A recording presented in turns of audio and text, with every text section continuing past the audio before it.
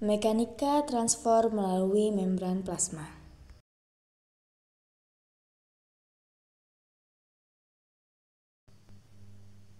Mekanika transport melalui membran plasma. Interaksi sel, baik dengan sel lainnya maupun dengan lingkungannya, sangat dibutuhkan untuk mempertahankan kelangsungan hidup sel tersebut. Interaksi sel dilakukan dengan cara transport melalui membran plasma. Transport zat melalui membran dapat dibedakan menjadi dua jenis, yaitu sebagai berikut. A. Transport pasif. Transport pasif merupakan transportasi sel yang dilakukan melalui membran tanpa membutuhkan energi. Transport pasif terjadi karena adanya perbedaan konsentrasi antara zat yang berada di dalam sel dengan zat yang berada di luar sel. Transport pasif meliputi difusi, difusi dipermudah, dan osmosis.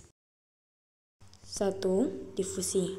Difusi adalah proses pergerakan partikel, molekul, ion, gas, atau cairan dari konsentrasi tinggi ke konsentrasi yang lebih rendah, sampai tercapai suatu keseimbangan. Difusi yang dilakukan oleh sel hidup contohnya adalah peristiwa masuknya oksigen dan keluarnya karbon dioksida pada respirasi sel.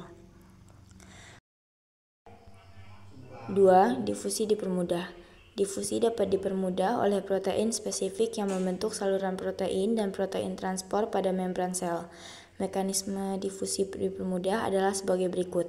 A. Dipermudah oleh saluran protein. B. Dipermudah oleh protein transport. Difusi yang dipermudah oleh saluran protein. Banyak molekul polar yang berukuran besar, misalnya asam amino dan glukosa, dan ion, tertahan oleh membran ganda fosfolipid tetapi dapat berdisfusi melalui saluran yang dibentuk oleh protein. Protein yang biasanya membentuk saluran adalah protein integral. Saluran protein dapat membuka dan menutup karena adanya rangsangan listrik atau kimiawi. Difusi yang dipermudah oleh protein transport. Protein transport memiliki sifat seperti enzim, yaitu bersifat spesifik terhadap zat dan tepat pengikat molekul yang diangkutnya. Protein transport dapat berubah bentuk saat mengikat dan melepas molekul yang dibawanya.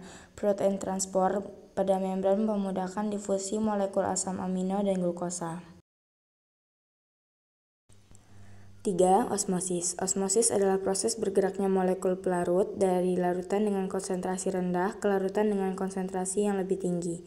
Melalui selaput selektif permeabel, larutan hipotonik memiliki konsentrasi zat terlarut lebih rendah dibandingkan pelarut. Sedangkan larutan hipertonik memiliki konsentrasi zat terlarut lebih tinggi dibandingkan pelarut. Larutan isotonik memiliki konsentrasi zat pelarut yang sama.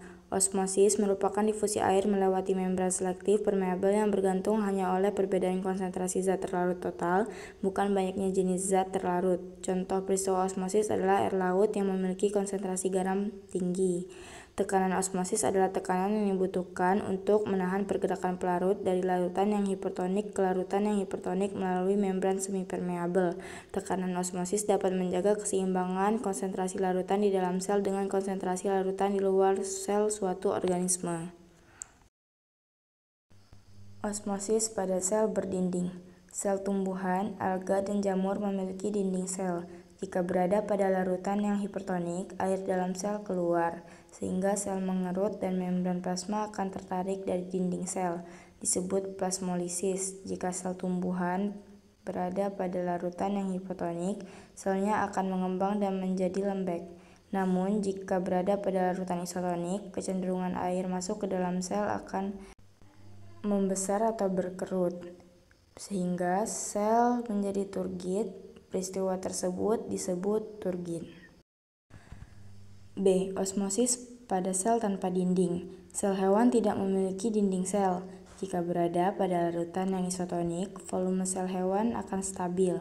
Misalnya, sel eritrosit akan memiliki bentuk yang tetap jika dimasukkan ke dalam larutan garam 0,9%.